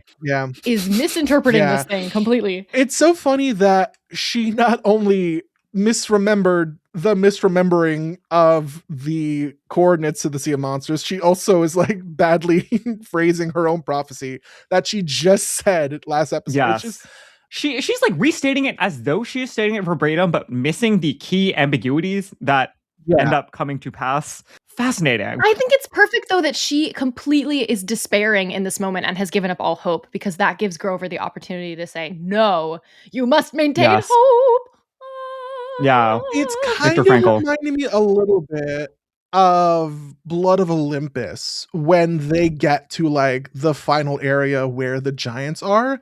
And Percy's trying to rationalize, oh, we could do this, we could change this, we could do that. And Annabeth is like, no, prophecies come true one way or another. If you try and change something, it'll just come true a different way. Having that mentality in my brain as I go through trying to understand how Clarice is interpreting her own prophecy, where like we know the final interpretation is like they all get out of there, and because of Annabeth, Grover, Percy, Tyson, everyone helping her, at least in the book, that she gets to go home safely alone as a result of that. But could there have been a possible other interpretation, other version where Clarice is right, where she would have died in this tomb and in this like giant like enclosed cave area? Yeah, she didn't have friends. She fails without friends. Oh my gosh, you're right. Yes. This is our last time seeing Wokey Femus for this episode, and I just want to say that Craig teased this a little bit when we asked the showrunners at San Diego Comic-Con about how the Odysseus layer was going to be brought into things and how we were going to question Odysseus in this book in addition to just introducing him. And the showrunners were like, well, we do a little thing with Polyphemus. And I have to say that this was more than I thought that we would get, honestly. I thought that Polyphemus was just going to be like, Odysseus hurt me. And instead being like, I played the poor dumb beast for you. Wow. That was a lot of Wokey Femus. I like it a lot. I like it a lot. I'm excited to see more in the next episode. And just one last time, just for old time's sake, the actor who plays Polyphemus, Alex Povenick, was in an episode of Once Upon a Time way back when. No way. Season 2, he was a character called Berkeley. Wow. Wait, but who was that? Do you remember? No, I do not. This was a random like side character in season 2, episode 20 something. Oh God, Vancouver Wood is so amazing. All right, well, back to the spa. Back to the spa. We have part 2, Annabeth confronting Cersei. So if Percy led with empathy and therapizing, Annabeth is now going to lead with scheming, plotting, blueprints. They're Phineas and she Ferb. has literal blueprints that she pulls out, lays out on the table. And that Phineas and Ferb is the right comparison because she's describing a wonky contraption of automatic rope cutting and auto steering and all of this. And she's like, yeah, the whole time the Sirens have been a technical problem. Yes. Gotcha. You saw the people, I saw the buildings. Percy's going to lead with fixing Cersei, and Annabeth is going to lead with making a contraption for the ship so that they can get out. In this fun adaptation of the book scene in which Annabeth pretends to be swayed by Cersei's sorcery pitch, Annabeth pretends to be read for filth by Cersei when she talks about her mommy issues, and delivers this fun, interesting monologue that we get to question how much of this does she mean, how much of this is honest about Sally Jackson, and how Percy's mom allowed her to realize that she really did not have a mom and how jealous she is, and etc. We don't really know in this moment how honest she's being. Or how much this is just like vamping. Because she is literally just trying to distract Cersei so that she can pour the gummies in and rescue the guinea pigs. I was reminded a little bit of what Leah has said on the press tour about how Annabeth is fully aware of like her relationship with Percy and that it's like maybe getting closer, but that she does not have time for that, you know? Like she knows that because she is self-aware and smart enough to understand her emotions, but there's no time to think about them in her brain. And I wonder if that's something that's happening here as well. Like she knows, she's smart, she's analytical, she understands what Sally Jackson means for their story, but she also is like, who cares? Sure, I have mommy issues. It's pride, whatever, let's move on. I have a job. Yes. I don't think we mentioned it, but when Percy got guinea pigged, there's no pocket for Riptide to go to. So Cersei picks up Riptide and puts it in her little cup of pens. It's Chekhov's Riptide in the pen cup. Yes. Yeah. As well as Chekhov's small whirlpools in the water of Cersei's office. Yeah, which was, by the way, one of the moments where I was like, oh my God, that didn't happen, where Cersei just casually puts the pen in the cup. But yeah, it's one of those things that Annabeth notices before she notices Percy what do we call him? Oh, Percy Pig with a guinea wig. Percy Pig with a guinea wig, yeah. The idea that Camp Half-Blood gives them Fatal Flaw progress reports and then they do no further work on that. So Camp Half-Blood. Like they just get told this information and they're like, okay, go do with it what you will, instead of having therapy with Mr. D or something. Chiron probably gives them a little monologue that's like, this is very important, grave information for you to consider. It may be your undoing. Okay, archery time. Archery time. Go climb that wall. Yes, there's lava. Use your fatal flaw to figure out the lava. Yes. Very that. Yeah. It is, I think, useful also that we see Annabeth doing a trick that she does not infrequently in the books, this sort of like mind judo, missed logic adjacent thing of trying to, again, show like present to the opponent that they are winning in the way that they expect to always win, as a way of getting them to lower their guard, distract them, etc. And that it mostly works here before it very explosively does not work on the Sirens Island. Yes. I think it's a nice tee up. The transformation of the guinea pigs into the pirates was just absolutely spectacular. This was a brilliantly chef's kiss adapted scene for me of a very important like iconography. The celery was just, God, I want to fist pump the air at the celery. I was like, yes, you deserve your share, laddie. So that's a good perfect. Yeah, fantastic joke. One of the things is because I think it's also how it was done in the book is that, you know, Cersei immediately like freaks out. She's like, oh my God, the pirates. She runs away. Is that, I think in the book, it kind of works as a comedic whatever because they didn't have the line in the show of, oh, I'm like the most powerful sorceress is what Cersei says. So to have that line said and to have that image of she's there, she's the top of the top, even if she's the one who believes it, there's probably still very few people who could top her. Like above her are the gods at this point. It does sort of take a little bit away from that line when she's like, pirates, runs away. When these are pirates, she's technically defeated already, where she turned into guinea pigs once. Yes. I do think that the book and many classical depictions of Cersei, in addition to Madeline Miller, arrive at the answer through essentially like a limitation on her magic that she is she's like a crafts person, right? That the magic is something that she must create in advance and essentially Prepare. trick people into imbibing willingly, which would thread that needle, right? Like the reason why you can defeat powerful people, but also if they've decided that you're an enemy, you're kind of out of luck, would thread together. However, I don't think that that's the perspective of the show, given that she is able to whisk objects through the air. And also the fact that she presumably defeats the pirates immediately back again, because I think the assumption is that she immediately gets them back. Who's that person who said that like convenience should get your characters into trouble, not out of it? It's apparently in like Pixar's 22 rules of storytelling. I wouldn't say it's cheating. Pixar. I wouldn't say it's cheating to have, the coincidence of this being the pirates like getting Percy, because she defeated them earlier, way before we ever saw them, and she presumably defeated them after the commercial break. She's probably just temporarily overwhelmed. I guess we can just say that. Also, the music of this episode, I am just totally obsessed with. I'm on a mission, a hubristic mission to get Bear McCreary to come on this podcast and talk to us, because I know he'll make like a really illuminating blog post, but it'd be really fun if we got to talk to him, and I think we should talk to him. But the music Drop the pirate instrument name. Hurdy-gurdy. We hit that hurdy-gurdy, y'all. When Blackbeard transforms, and not when he first transforms, but when he says, like, you can call me Edward or you can call me Blackbeard. We hit that freaking hurdy-gurdy. The like one of the primary instruments in the heavy metal sea shanty that is the Black Sails theme song. That goes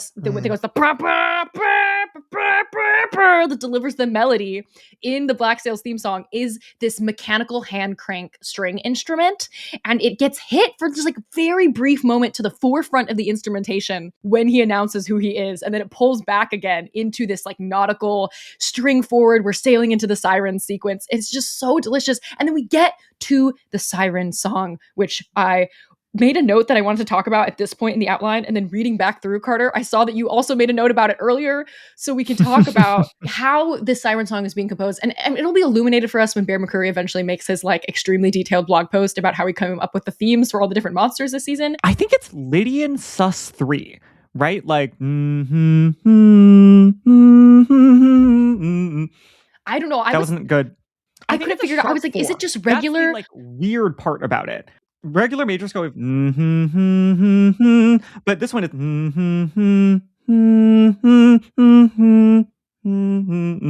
where the 4 is like higher than it normally is, but also we don't have the 3. So it's not just a minor. I think it's hard to distinguish between like Lydian sus 3 sharp 4 versus harmonic minor, because we're missing that note that would let you know, is this like hyper major or is this flavorful minor? We just get, this is weird. This is off-putting. Well, it's great that we're missing that note because we don't know what's happening. Anyway, right? Exactly. Like it's supposed to leave us like room to understand what could happen. Disorienting choice. It's like an amped up choice. Like there are some harmonic choices that bring you into like darker, earthy back foot, but this is like a skyward, amp forward, lean in, ooh, type of choice. Mystery. And it is kind of fun that we can't tell if it's like a regular minor scale or if it is like a Lydian mode, because of the fact that a regular minor scale would just mean foreboding, period. But a Lydian scale would mean magic. Lydian is what plays at the beginning of part of your world. That is Lydian. We think of Lydian as being like the flashback sound when we go into like a memory sequence. It's supposed to be fantastical. Hyper major. It's like more major than major, hyper like open, expansive. Yeah. Yeah. And so the fact that we can't tell if it is open and expansive or like deep and foreboding is perfect, because we're about to be lured into something magical that is actually going to kill us. And the fact that it is like a diegetic 3-part harmony is so satisfying to me. The idea is that we have one of each of these sirens hitting that. They're literally singing. Yeah.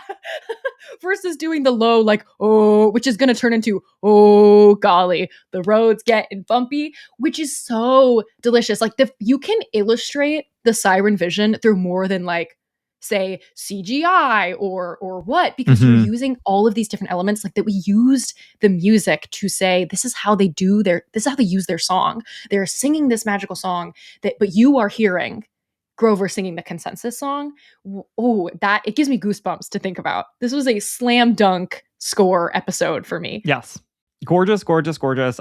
We've alluded earlier to the mechanics. They cannot use the wax because Cersei magics it out. Percy gets tied up. Annabeth's face when the wax flies out of her hand is so freaking funny. You guys rewatch that scene and look at Leah going, the hell? Like when the thing flies out of her hand. It's so good. It's also like the face when Cersei like grabs it and she's like, haha, it's mine now again. It served. Yes. It did serve. The choice to do it this way is breaking us from the Odyssey parallels a little bit for Annabeth. In the book, she's famously being like, I'm going to do Odysseus. But what we get in exchange is, of course, our hyper hubristic. She decides essentially in the moment, no, I can beat them, which is what gets us into our Sirenception. Would anyone like to offer additional words about the Sirenception? I think the first vision is super straightforward. It's what the sirens think Annabeth will think she's going to see. Yes. The first vision being like more closer to how the book did it, where Annabeth feels like she can be in a position where she can fix everything. And, Olympus, she can fix her relationship with Luke. She can fix her mom and her dad loving each other. They like tone that down and like change it a lot. To just be like, Annabeth Chase, can definitely be a mediator.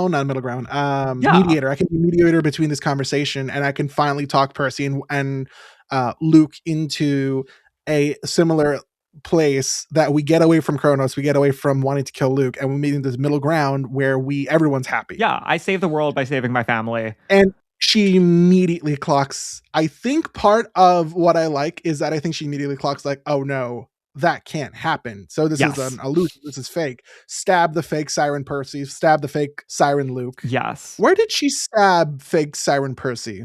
Like in the gut, right? Okay. So like opposite of what's going to be his one mortal spot. Yeah, it was not in the back. Yeah, certainly. No, that would have been a gag if she was like, "Wait, Dream Percy, turn around real quick. Let me get you in your spot." No, it's interesting that she's getting him completely opposite of what's gonna eventually be Percy's like one mortal spot when he takes on the Curse of Achilles. To me, the like tinfoil hat thing about the first vision is, why is Thalia not there? I think the reason is that Thalia is too close to real good mom, and that it would not give us the smooth setup we need into distant bad mom not being distant and bad, that like it might heal her mommy issues a little bit too much for us to really exploit the mommy issues in Sirenception, the outer vision. Right. But it was interesting, like as far as like the political story, I guess like you could imagine friend wise, like she hasn't seen Thalia in a while, Thalia's dad, like she wouldn't be hoping that Thalia is going to be a part of this vision of men in the future, is another explanation. But Leah Savay Jeffrey's rendition of Dead Mom from Beetlejuice the musical When. But it's about Thalia. In the one layer out, we have this line, I've never seen anyone set a trap for the sirens before until today. I think we should say, on first watch through, I think we definitely were like not clocking that it was going to be Sirenception. No, we were fully immersed by the sirens. That 3-part harmony got us good. And we were kind of like, oh, I guess, yeah, that is a really big deal. Wow.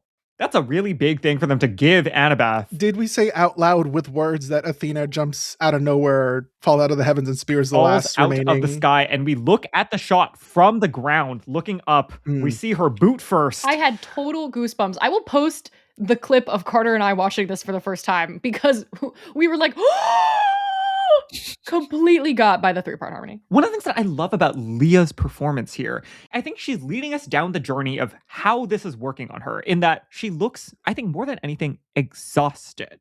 I would not say that she looks elated. She's not exuberant. It is not a joy that is full of energy, right? She is completely depleted and in this vulnerable state, looking almost like in a dazed trance, as you would expect for the sirens, up at her mother. That this is like a type of overwhelmed that leads us to follow into the Sirenception. This has all been a trap. Yeah. It's this moment that we talk about a lot throughout all of the Percy Jackson books, and that we just got to talk about a lot in the Court of the Dead, when these demigods who are fighting for their lives finally run into a safe supporting adult figure, and they just collapse into them. It's Hazel crying at Naomi Solis from inside the dodecahedron, and Nico like collapsing into Mr. D, and Percy and Annabeth finding Bob and Damocen and Tartarus. Like, it's that exact relief on her face, and oops, psych. You know who does? You know who's not going to save you? Your mom. You know who is going to save you? Your mortal tether. Yes, this is the grab from behind. Well, also, like, we should say throughout all of this, we hear Percy in the background screaming her name as he's cutting himself out. It is heartbreaking, truly heartbreaking. Right up until the final moment where he grabs her and then like gets boat powers rope yanked back through the water. Sumi, we talked about that bubble thing. I think that instead of panning down to all the dead bodies at the bottom of Siren Bay, I think we could have held on them a little bit longer as we're getting dragged away, but I think, unfortunately, let us take one more moment of silence for the bubble. We understand it was too expensive, probably, and probably that's the reason it's not here. But we do mourn the bubble. Yes. The bubble, we will always have you in the book. We will always have your mental image. We'll always have you probably in the future, maybe. I do think that like the bubble, it's not just like literally like a togetherness. The like description in the book of Annabeth is that she is non-verbal from sobbing as they're going through this, and she essentially has her emotional level processing the dam is breaking, I'm having a human moment in that way, which I think we also mourn in addition to the beautiful, compelling visual that was presented to us in the book. But obviously this is an emotional milestone moment for them in which we are confirming both of our fatal flaws, and also I think doing better than the book in the sense that these aren't visions that are just showing you what your fatal flaw is. They are demonstrating your fatal flaw and also showing the mechanic of the fatal flaw. Like, why is this different from generically a weakness that you need to improve upon? It's giving us, like, this is fundamentally insurmountable and fundamentally immutable. Like, on some level, if your fatal flaw is hubris, this is going to be something that you can transform, but is fundamentally a part of you, period. And there's something so much richer about Annabeth demonstrating the hubris in a meta way. Like that it is because of the hubris that she's here. And that the ultimate display of hubris is believing you can conquer hubris, right? Yeah, absolutely. I think it's she has much stronger hubris if she believes she can vanquish the sirens than if she believes she can hear their song and not go towards them. Thinking she can go towards them and kill them, we know she's dead at that point. Like, she's already failing, and she's already demonstrating her fatal flaw the second she steps foot on that island. Yeah, not just the hubris of defeating the sirens, but the hubris of like improving yourself fundamentally in a way that no one has ever been able to do is, I think, very powerful. Going off of the, like, something that's never been done before, Percy, I think, now is confirmed because of, like, the logic presented in this episode and throughout the show that he's the first person to not just beat the sirens, he's the first person to beat the sirens with his fatal flaw. I think that what we get from this is that the only way past the sirens is either A, cheating, or B, teamwork. And I think that is the secret third option that the show is presenting to us. That, like, essentially, like, the way through fatal flaws is community, is that you need to offset your fatal flaw with somebody with an opposite fatal flaw. Yeah, Kurt Vonnegut has this thing that he says, marriages fail because you aren't enough people. More people get, this is like he was writing this in like the 70s. Is this Cat's Cradle like a Carras No, thing? he says this a lot in like speeches, and I'm reading Timequake right now, and it's in Timequake. He like expounds upon it more that like people get divorced more now because people's families are smaller. So when you get married to someone, when you're getting divorced, you're saying you are not enough people for me because there's only two of you. So you have to have more people. Otherwise it's never going to work. You have to have multiple personalities. You have to have different strengths, etc., to counterbalance. Balance. There's that Philip Roth line from The Human Stain. Oh my God, I pulled that out of my butt. Something along the lines of like, the pleasure isn't owning the person. The pleasure is this, having another contender in the room with you. So have like Percy and Annabeth are each other's contenders. Yeah. I think it's perfect setup for the final Grey Prophecy scene. This version of things is much more getting into the meta of like, this is a thing I know about myself. How will I respond to it? Will I give in to this thing and honor my like true nature? Or am I going to try to employ things to fight it? How will the people around me let me know when it's okay to give in to this like core thing about myself versus when will the people around me pull me back and say there's a greater wisdom for us all to enjoy in this moment? Absolutely. That is the friendship angle that I really specifically like, that you can never change this thing about yourself. It's your greatest strength and it's also your greatest weakness. Now the hard part is distinguishing between the two. How do I know if this decision I'm making is the right side of my hubris or the wrong side of my hubris? And the only way that you will figure that out is to have mortal friends tether who know you really, really well, who can say, this is a good thing or this is a bad thing, and weigh in on your circumstance. Because that's ultimately what we get in that final scene, right? That Percy is trying to, like, he's consumed by his hatred and is, like, in a place where he is trying to veer away from the fatal flaw in a very costly manner. And it is Annabeth popping in to essentially say, no, this time, actually lean in, engage your personal loyalty. I also do want to acknowledge, I'm sure that people are going to be, actually, I wasn't sure. I was talking to Phoebe after watching this episode for the first time, and I was like, what do you think people are going to think of this? And Phoebe was like, I think people are going to be upset about the lack of like physical affection demonstrated at the end of the episode, that like they don't hug. And that thought did not even cross my mind. Like, all I was concerned about was the image of the bubble and the fish gossiping to each other. I did not even remotely think about that, like, there's an important like hurdle milestone of mourning the fish gossiping. I saw the son of the sea god at the bottom of Siren Bay.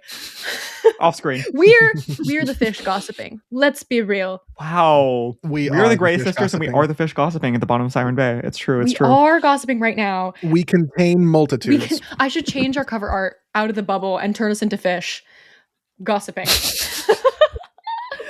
There is no like grand hug or anything like that. And if you mourned that, I do apologize. I think it makes sense though. I don't think that they would hug. Yeah. There's a lot of really, really devoted, beautiful, deep things being said to one another. And I just I'm going to be a get-aheader right now. And I'm going to get ahead of the idea that people are going to think this is too much. And I'm going to say that no two 13-year-olds with crushes on each other would ever say this to each other. I think that this scene and the depth at which we are communicating freely is an indication that we are merely friends right now and we are slow burning perfectly. Because if no 13-year-old with an awkward situation would ever say these things, these are very profound things you can only say to your friends, of which there is no awkwardness between you. You know, like, this is actually the indication to me that we are on perfect slow burn track, because I would never be like, you saved me as a 13-year-old, somebody I have a crush on. I'm on board with this, that they are not certainly okay. Let's say that this is not a train of thought that either of them have thought through and are actively entertaining. In this moment. They're just best friends. No one is putting the moves on anyone. No. They are people who maybe have the ingredients, undercurrents swirling, but they have not named these things, they've not conceptualized these things, or else it would be way more awkward. I think is definitely right. Yes. Yeah. Exactly. Yeah. Right. Just saying something like being Annabeth being fully honest in this moment, that is true emotional intimacy. Like, you just witnessed me fail is really, really emotionally vulnerable, intimate moment for her. And being able to then talk about it with him, I think is huge for her. You know, like being able to say, like, I thought we passed so many impossible trials, and admit that she was wrong and that she served up a little plate of hubris. Remember, it was just 4 episodes ago that she was doing Normal Girl. And now we're here. That's a lot of growth for her. And Percy saying it's human. That's human. You want her to notice you. She should. Immediately after his whole, I'm human, I'm all human, I'm only human, and I like that we've kind of gotten out of that funk.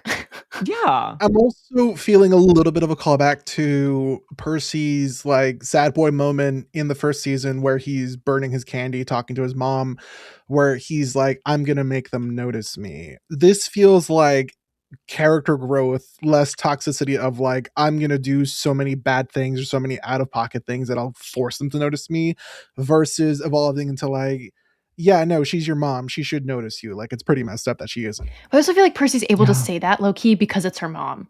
I feel like if we were talking about her dad, he might be a little bit more triggered, if that makes sense. You know, like, it's easy for him to talk about moms and how moms should be loving because his mom is loving and he has never experienced anything other than a wonderful, loving mom, you know? But if he was like, Frederick Chase, on the other hand, what a piece of work. Am I right? You know, because father trauma. I think that's right. How many minutes in a year has he not shown his daughter 525,600 minutes. When Annabeth asked him, which is the question we have all, like, I think we were watching this episode and we were like, but what did he see? What did he see? What did he see? And then Annabeth literally goes, what did you see when you heard the song? And Percy says, just you. And that was the moment where I wanted to kill myself. That was the moment where I thought, how about I jump to the bottom of Siren Bay? How about I take that jet ski? I can't live like this. Which line do we think is really going to hit the percabethers harder? I saw you, or just you, or I would burn the world down for you, or whatever it was. That's the thing. They're both good. The same thing. They're describing the exact same phenomenon of Percy's fatal flaw and its direct linkage to her. And the fact that it is so easy for him to say that, let us relish in this, because next book they're not going to talk. It's only going to get harder. The book after that, only going to get harder. The book after that. Brace yourself. It's only when he gets the curse of Achilles that he's like, oh, I can talk to women. It's fine. There's no cooties yet, you know? We haven't even got to cooties, you guys. Oh my God. It is a difficult but necessary journey ahead for us all. Right. Let us enjoy them being best friends who are just close like that and can talk easily and freely amongst one another. Because when we get that Prius, oh my Lord, things are going to get dark and scary. Oh my Lord. The day, I remember your interview with Walker, Leia, and Daniel, and trying to be like, oh, people like Rachel, right? You know, Daniel's trying to be like, oh, people like Rachel, right? And everyone in the room was like, about that, buddy. So I can't wait for that. I can't wait for that to also be thrown into the mix. Yeah, I certainly hope that the show... as we said there, we love Rachel. Iconic character, the wokest girl. She's incredible. Empathy, woke queen. I really hope that the show doesn't shy away from that being a real drama, you know? It needs to be a real drama. I don't think they will. Have you heard these interviews that they're already giving about... I think they're it sounds like somebody's deployed the children to secure that season 4 renewal so we can start the mini room. We're recording at a time where they've all very recently been like, my favorite book is book 4. I think that we can make an assumption that we have started working on book 4, y'all. It's not greenlit. We don't have an official go yet, but it sounds like everybody's thinking a lot about Battle of the Labyrinth right now. There have been a few interview clips of like Walker specifically being like, oh yeah, when I come back next summer to do 4, which one could look at, you know, a bit of prideful boasting, like, oh, I know it's going to happen. But everyone on the internet is joking like, Walker, I think you're accidentally spoiling things. There's no green light yet. We're still shooting season 3, but I think we can. But there should be. Yeah. Let's be realistic with ourselves. Speculate that we are starting to develop Battle of the Labyrinth. Disney, and what else would you put on TV? Come on, no shade. With all love and light, what else would you do instead of making seasons 4 and 5? I think it's time. I think we're ready. Let's put these kids out of their book 4 is my favorite book to Entertainment Weekly. Important thing about this.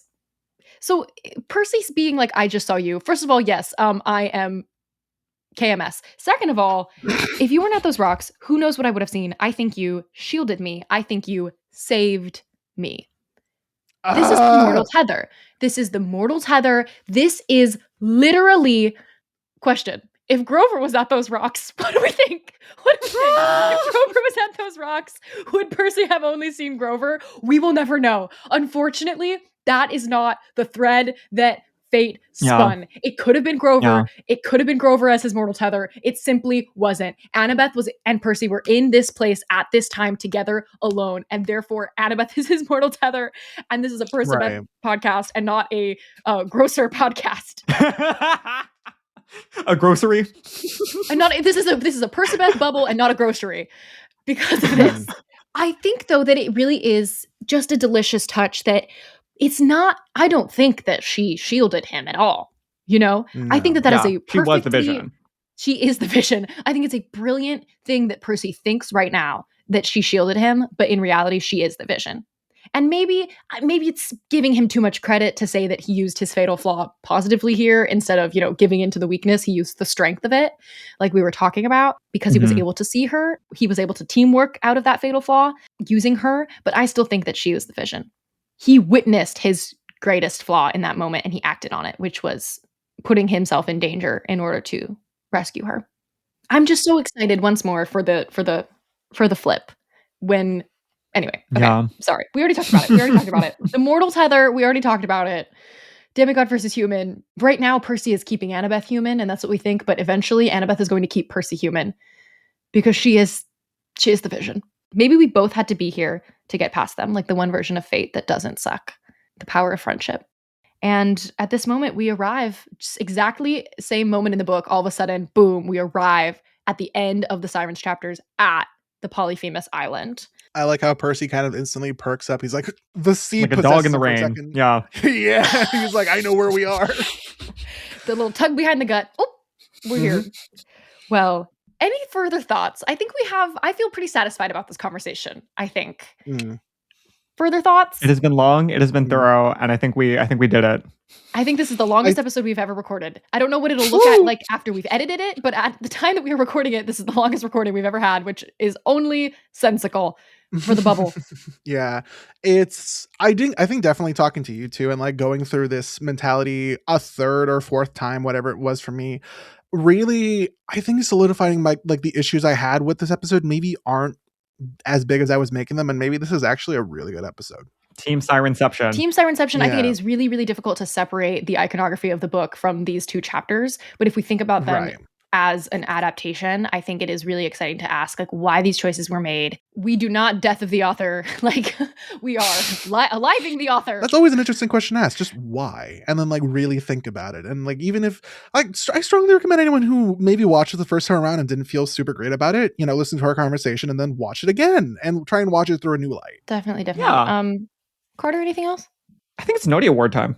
Noti Award time! All right, everybody, this is the Noti Awards. If you're new to our podcast, we like to nominate things from each episode, and by the end of the season, we will have a Noti Award celebration, a ceremony a la Las Culch, where we will announce the most iconic moments of every single episode. Noti, because we are Seaweed Brain podcast, not the grocery. Who wants to go first? I need to pull up the direct quote, but I know what mine is going to be.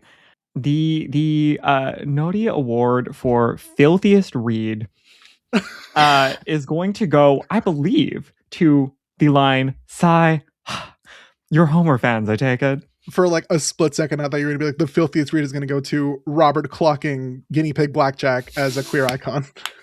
That's not a filthy read. Guinea pig blackbeard. After you said it, I think we all had to reflect within ourselves and ask ourselves, did we also clock that guinea pig's tea? And I think the answer is yes.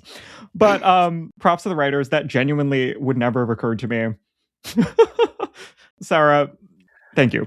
I would have to nominate for my Noti Award to be when everyone has been humified again and Blackbeard is like, here's a celery, here's your share. I'm like, we love community, we love profit friendship. Share celery. Noti Award for best profit share celery. I would have loved a little more guinea pig talk than what we got in the episode, but for what we got and what we can like imagine happen afterwards, like the conversations they might have had, you know what? I can believe the camaraderie. I would have loved Blackbeard to join the quest. There's so many excellent moments in this episode, from the jet ski to Walker's wig. I think I'm just gonna have to do two. I'm gonna say the Noti Award for CC, flip it around, 1W for Walker's wig in the guinea pig transformation is gonna be my first one. And then I think I'm also gonna give the most suicidal Percabeth line to date award to what did you see when you heard their song Just You? Because we have been playing it really cool, like we have separated like the overall story of Percabeth as we are like, tracking this like relationship development between these two kids. And this really brought me back to 2009. This one line was like, wow, I am once again a child witnessing the greatest love story ever told. They are best friends, partners forever and ever and ever and ever. Amen. Amen. And I think that's it. Well, thank you, everybody. Yeah. Robert, tell the people where they can find you on the internet. Yeah, sure. You can find me on the internet at the damn media page. Wherever you type that in, there's a couple of users that still have the damn media page. You can't change your Reddit username after a month of having it. And I've had that username for 2 years. Don't find Robert on Reddit. Get off of Reddit. Oh, man, Reddit. But damn media page, Instagram, Twitter, TikTok, YouTube. Check out, knock on wood, Robert actually work on it. I made a video comparing the first 2 episodes of the Percy Jackson show to Jaws and how the characters relate and how the scenes and everything relate. And I thought it was very nice. I have the script written out. I just need to make it. So like yell at Robert to make stuff if it's not out. Robert, I want to watch it. Please make it. Nobody is a bigger consumer of YouTube video essays than Carter Nakamoto. So if you want Carter Nakamoto to enjoy that at a 3x speed, you better make it. Woo!